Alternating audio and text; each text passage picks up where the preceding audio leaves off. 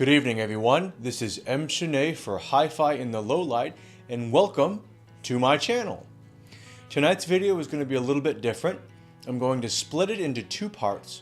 The first part is going to be a discussion of my purpose for running this channel and creating content, a discussion of how I describe sound and how I talk about the characteristics of sound in a review, and then of course the second part is going to be a review. The product that I'm going to be reviewing is the Fosi Audio Q5 DAC amp combination. One of the big reasons I chose to do this video is, number one, the product doesn't get my recommendation, and I found it difficult to describe why. It's very easy to say that it's bad, but I've been trying to come up with the best way to describe why it's bad and why that as a product I feel that it fails to meet my expectation for a high fidelity product. Before we get into that review, let's talk a little bit about myself, what I like as a reviewer, why I'm running this channel, as well as a little bit about what you guys can expect coming in the future, as well as how I talk about sound. So the first thing I want to define for you guys is fidelity.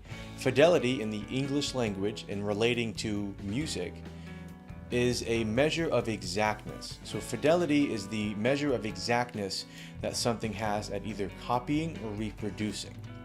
So in the case of music playback, a high fidelity system has a high degree of accuracy or a high degree of exactness. So two things come into play when we're building a high fidelity sound system. We want components that are high fidelity, that have a high degree of exactness, but we also want to be listening to music that was recorded with a high degree of exactness. Now, I focus mostly on gear, but again, something that I want to do moving into 2019 is also start to talk a little bit about music and feature some labels that I feel produce high fidelity content. Now, talking about music is a little bit more difficult because there are two big factors to how recorded music sounds when you, the user, purchase and listen to it. The two things that really have the big impact on how that music sounds is, of course, the musicians, the music itself. The second impacting factor is going to be the decisions and choices made by the sound engineer, because that sound engineer can have as much of an impact on the music as the musicians and the people playing the instruments themselves. So it makes a difference.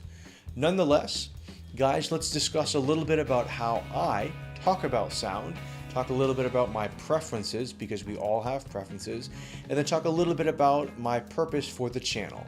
First and foremost, as far as preference goes, I have come to find that I prefer a slightly drier, darker sound. Now, in times past, I used to like bright headphones and really bright sounding equipment. This was because this bright equipment pulled out a lot of detail that I hadn't heard before. Now, as I've matured and as I've grown as a listener, I've come to appreciate a more balanced presentation, and I've come to find that I really am a little bit sensitive sometimes to top end emphasis. It just it gets on my nerves. Some frequencies more than others, and then it also, of course, depends on how the entire spectrum is presented. Now, I mentioned that I like a darker presentation, but I also have to mention that I prefer the HD800 with an SDR mod as well. So for me, a exceptional sounding dynamic headphone is the Sennheiser HD800, which is a little bit brighter and leaner than it is dark and wet. Now, here's the interesting part. On the flip side of that, for a closed back headphone, I love the ZMF Icon, which is slightly wetter and dark than it is lean, dry, or bright. So I guess you could say for an open back, I can tolerate maybe a brighter, leaner sound. Now, I mentioned that the Icon has some wetness. I have swapped my Icon over to a full silver cable to help dry it up as much as possible, because again, I prefer a drier, leaner sound over that of a wetter one. Now, we've talked about my preferences and I've used some words. Let's discuss what I mean by those characteristics. What do I mean by wet? What do I mean by dry? Simply put, wet is going to be the addition of body. So when I did a little bit of work in a recording studio, wetness was the amount of reverb that we could add into the mix. Additional reverberation added body to the sound, but if it was too much, if there was too much reverb, it sounded too wet. So dryness is, of course, the lack of reverberation or the lack of, let's just say, excessive body. So how do we define body? Body is going to be a fullness in the sound. So full as opposed to thin. As you guys start to listen to various pieces of equipment, hopefully we'll kind of get an idea of what those sound like. A good example of a very full sounding headphone is the EMU Purple Heart that I recommended earlier this year in my best of the $100 headphones. So again, the Purple Heart is very full sounding. In comparison, or rather in contrast, the Superlux HD668B is very lean and very dry sounding. It lacks some fullness. Another topic to discuss. We've talked about fidelity. We've talked a little bit about words that I use to describe tonality. You guys know, of course, bright is a boosted or emphasized top end relative. Dark is a slightly de-emphasized top end being high frequencies. Something else that is more important, especially when we get into listening to hardware and doing comparisons to DACs and amps, are transients, the envelope, fundamentals, and harmonics. So transients, for me, transients and detail are kind of related. There are two kinds of detail. We have macro detail, which is detail that is often ambient noise, the sound of breathing, the squeaking of a chair, the sound of my dog yelping in the background because I'm not paying attention to him at this moment. Those kinds of things are macro detail. Oftentimes macro detail is featured or found most often in the higher frequencies. On the flip side, transients are more related, in my opinion, to micro detail. Transients are very much related to the instrument and the musicians themselves. If you have two musicians play the same piece of music at the same tempo on the same instrument, the difference is going to be the transients. Because the transients are the little things that each musician does differently with their hands and how they handle that instrument. So micro detail and transients are often found in, not to say in the lower frequencies, but are more heavily found in the lows, the mid-range, the upper mids. There is some transient information in the highs, but sometimes those transients are mixed in with that ambient noise. Nonetheless, what are transients? They're quick, quiet sounds. Transients are often much lower or harder to discern in comparison to louder or more prominent sounds. So when we talk about sound, let's talk about envelop. How does sound envelop our ears? Or what is my understanding of how sound envelops our ears? What I've come to understand is that there are four parts or four components to how sound envelops the ears. Those four components of envelop are the attack, which is a rise from silence to the loudest point or a peak, the decay, which is a fall from the peak to a lower state, then there is sustain, and then finally there is release. Decay and release are often related. Sometimes there is no sustain, there is simply an attack, and then the decay and release are intertwined. So after that attack, the sound is released and it decays into silence. However, if a musician or an artist or a vocalist chooses to sustain a note, then sustain is going to be a continuous sound, or a sound that is maybe held at a certain volume level or even a certain frequency. A good way to illustrate these, let's talk about instruments. A piano. When I strike the key of that piano, that strike is going to create the attack. The force of my finger pressing down, that mechanical energy is going to translate into a peak or a loud portion of that sound wave. So the sound wave is going to peak, that is now my attack, that is now the leading edge. After that peak, there are some options that I as a musician have. If I keep my finger down on that piano key, then I'm going to sustain that sound. Now as that note is sustained, it is going to slowly start to decay, which is fall from the peak to a quieter state. At some point, I'm going to let my finger off of that key, and now the sound is released and it will fall into silence at a quicker rate. So typically, release for me is a quickened fall to silence, whereas we can say sustained is a very long and drawn out fall from the peak. Not all sustains will actually be quieter. Some sustains will be held at a constant volume. Another way to illustrate that or think about that, let's think about a vocalist. A vocalist, he belts out a note, he hits a peak point and then he holds it. They're going to sustain that sound or that frequency at a certain level. At some point, they have to release it. They don't have unlimited breath. So that release is now going to fall into silence. So you can have an attack and sustain right after each other, and then you can have the decay into the release, or the decay and the release are related, and it decays into silence. So what are some other combinations? Let's think of a guitar string. I like to play guitar. I have a bass guitar that I own, and I love the tone of it. Oftentimes when I'm playing my bass guitar, if I've got my finger on a fret, I am holding a note. I'm gonna strike the string, it's gonna resonate, but that strike is gonna create the attack. Now I can change my fretting as that string is ringing out. At the minute that I change the fretting, I'm gonna sustain it. Or I can keep my finger held. So I strike the chord, I strike the string, there's a peak, I'm holding onto the note so it's sustaining. Now if I release that and I fret someplace else, that's a good example of a transient. Right? I've released it, so it's going to get quiet. I've fretted again, and now there's going to be a peak, and I'm going to sustain it and kind of decay from there. Right? So again, I'm holding the note, I've struck the string, I've gotten that peak, I'm going to sustain that note, and eventually I'm going to do one of two things.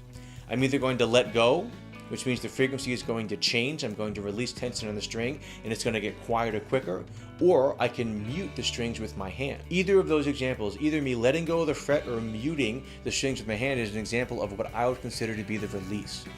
The release is going to be an accelerated drop into silence, or the only purpose of release is that it falls into silence.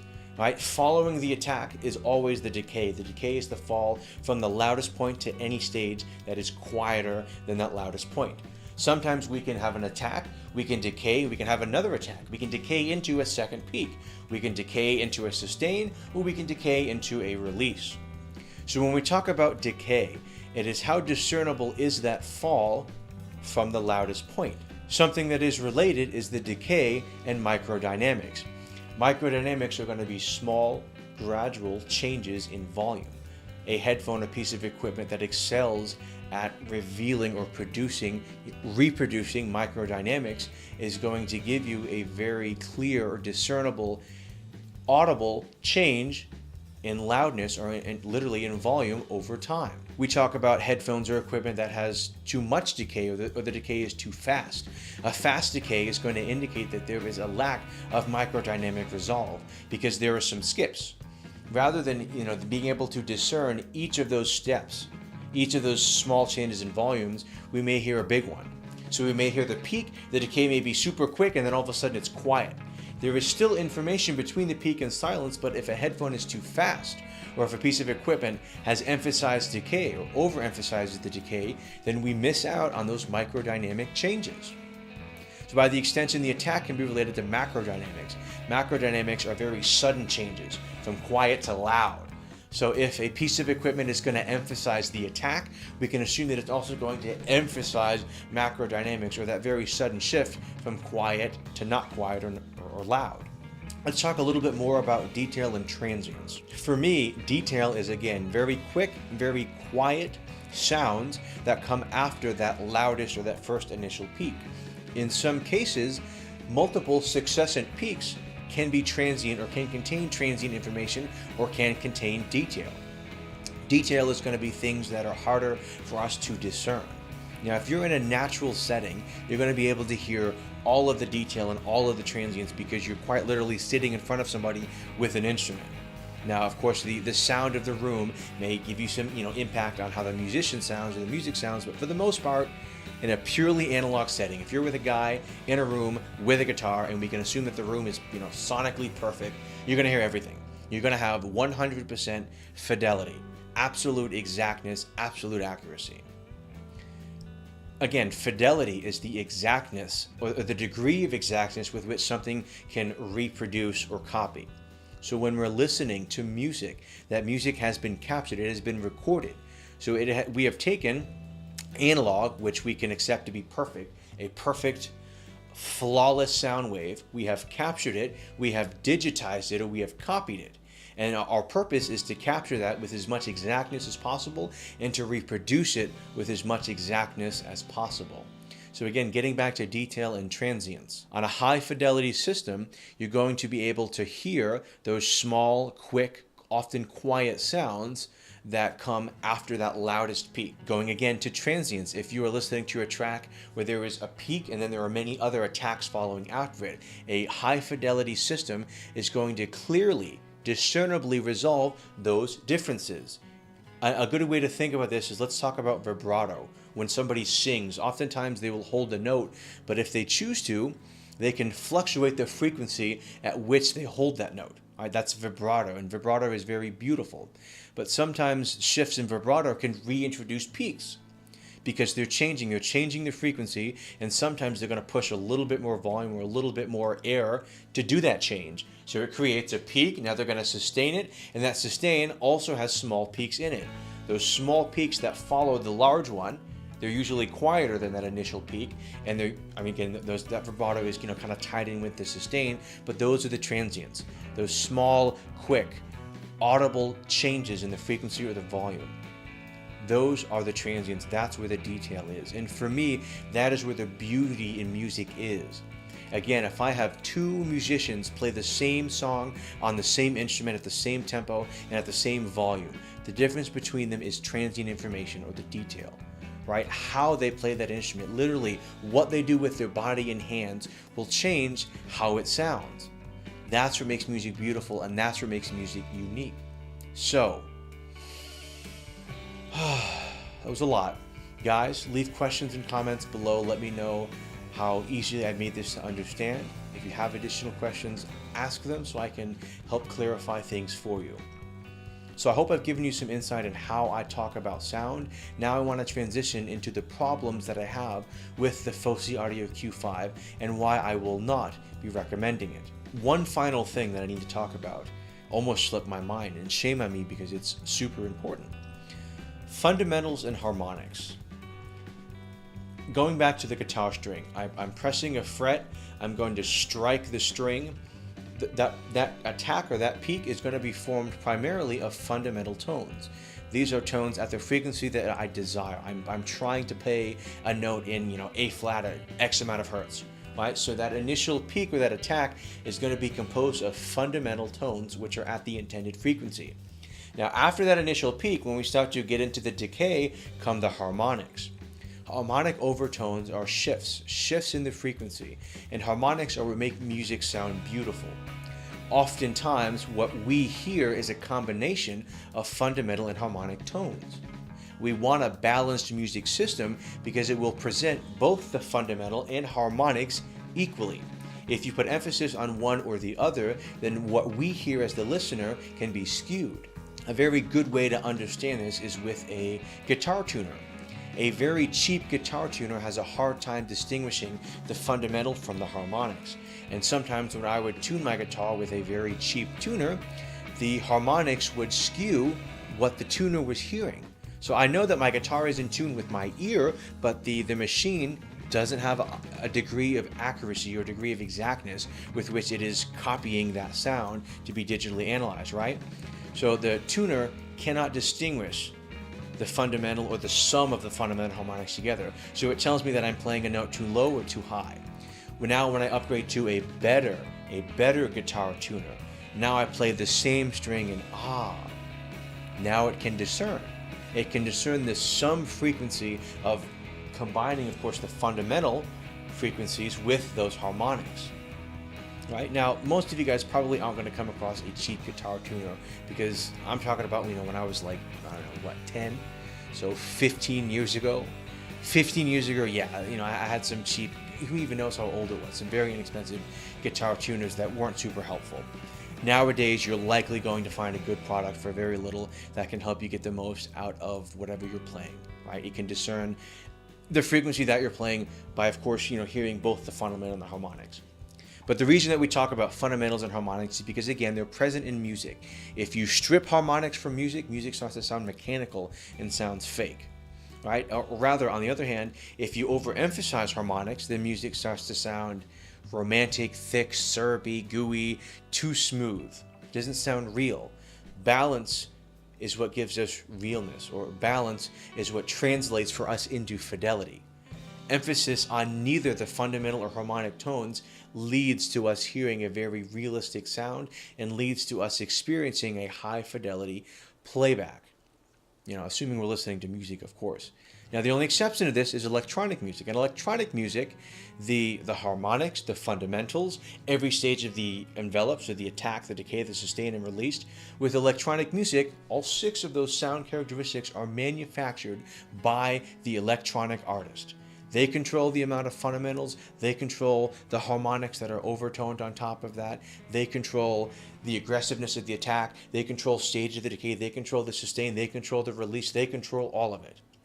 So whether we're listening to acoustic music or music that exists in the analog realm, right, reality, or listening to electronic music, either way, we want high fidelity playback and we want balance so we can appreciate and really hear, right, the music. One final note about fidelity that I liked is the word is also used to describe or can also correlate to loyalty and faithfulness. So we purchase high fidelity equipment or equipment that has a high degree of exactness in reproducing analog noises that have been captured. So again, we get high fidelity equipment. The equipment has a high degree of exactness in reproducing something that has been previously recorded. You can also say that our high fidelity system, right, our very exacting system is loyal or faithful to the original recording. And that idea of fidelity and its relation to faithfulness and loyalty also brings us back to recording studios. Again, the decisions that an engineer makes, a sound engineer makes, can either be loyal to the music or faithful to the original sound of the music, or it can go against it. Ideally, in my opinion, a good sound engineer is going to help to elevate the music that has been captured and recorded in high fidelity, right? But some engineers don't do that. Some engineers will manufacture music in a way that is going to boost their sales and maybe is not loyal to what the artists want or faithful to the artist's intended sound. So again, in the future, I want to feature some recording labels that I feel capture high fidelity sound, but also mix and master in a way that is loyal to the artists or the musicians, because that's what I want. I want to get as close as possible to hearing the real thing. If I could hire musicians to play music for me in my house every day of the week, I would, because I would get perfection. I would get 100% of everything all up front. Right? That is what I'm chasing. I'm trying to have my music playback system, my electronic music playback system, mirror reality. So, all of that is to say, all of that is to bring us back to why don't I like the Fosi Audio Q5, or why does the Q5 not get my recommendation? Well, let's talk about my purpose for this channel. So my channel, HiFi in the Low Light, features high fidelity audio equipment. Again, I want you guys to have comparisons, impressions. I want you guys to be able to make an informed purchase. I create content for my channel because I love listening to music and I love talking about audio. And I want to be able to give you guys, again, impressions, comparison. I want to be able to help you guys understand how a piece of equipment sounds without you being able to listen to it. I will say this, the best way to learn about a piece of gear is to listen to it in your own home. Full stop. If you can listen to it yourself with your own ears, you will understand more about the gear than anything I could tell you. But since not everybody can hear everything in their home system at all of the time, I, as a reviewer, step into the play. I, as a reviewer, now create content for my channel so that I can say, hey guys, here is how this product sounds in my system. Here's how this sounds with these headphones. Here's how this product sounds in comparison to this. All right, so I create content to help you guys make informed purchases. And I want you guys to purchase products that will benefit you now and in the future. So whether your intention is to purchase one system and never upgrade, or your intention is to get into being an audiophile as a hobby and always upgrading gear, always experimenting with how much fidelity you can get. No matter what your price point is, or whether your goal is one system and done, or many systems over the years. Whatever it is that you're looking to do, if you want to build a high fidelity playback system, my goal is to help you do that with relevant impressions and comparisons. So again, why doesn't the Fosi Audio Q5 get my recommendation? Simply put, it is not a high fidelity device. I can't say that it is. The reason why is that this piece of equipment puts excessive emphasis on the attack and decay, puts excessive emphasis on ambient noise, excessive emphasis on macro dynamics. So this is a piece of equipment that makes everything sound overly exciting, and by doing so, it de-emphasizes elsewhere. So that means transient information is masked over because of an emphasis on ambient noise. You're not going to get as much resolution because there's so much emphasis on the attack, because the decay is so emphasized, because the macro dynamic shifts are so apparent. One way to think about the Fosi Audio Q5 is that it over sharpens your music. So there are some things that stand out very much, but by extension there are things that are going to be de-emphasized and that you'll no longer be able to discern or perceive. Now I fell into the trap of liking a lot of over sharpened gear as I was coming up in the hobby. Right? I started off liking really bright headphones because I heard things that I had never heard before. So if you've never heard a track through a high fidelity system, sometimes if your first listen is with an over aggressive or hyper realistic or hyper, emphasized piece of gear, it's going to sound good because you're going to hear so much content that you haven't before. But the problem is that there's a lot that you're missing, right? So it's going to overemphasize, let's say, a third of the detail that's there, but 2/3 of it is going to go under your radar. So that's something that I've learned as I have upgraded to more resolving systems. I have found more detail. Again, guys, part of why I love the JDS Labs Atom is because it is absolutely a high fidelity, solid state amplifier. Part of why I love the JDS Labs LDAC is because it is a high fidelity digital audio converter. It's not like the over sharpened stuff that I used to listen to in the past. It has balance, it has a very much a lack of emphasis, and it presents itself in a very black or transparent manner, which I appreciate. Now, in contrast, the Fosi Audio Q5 does not. It does not do any of this.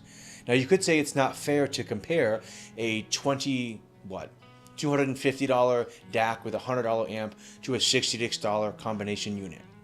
Well, what is fair is to compare the Fosi Audio Q5 to something like a FiO E17. And lo and behold, I in fact have a FiO E17. And my problem with the Q5 in comparison to the E17 is price and performance. I paid $35 for my E17 used, $66 is the cost of the Q5 new. Now, while both units have I don't want to say have a similar presentation, both units are a bit brighter than natural, and both units have a bit of emphasis. The E17 has far less. The E17 has far less emphasis in comparison to the Q5.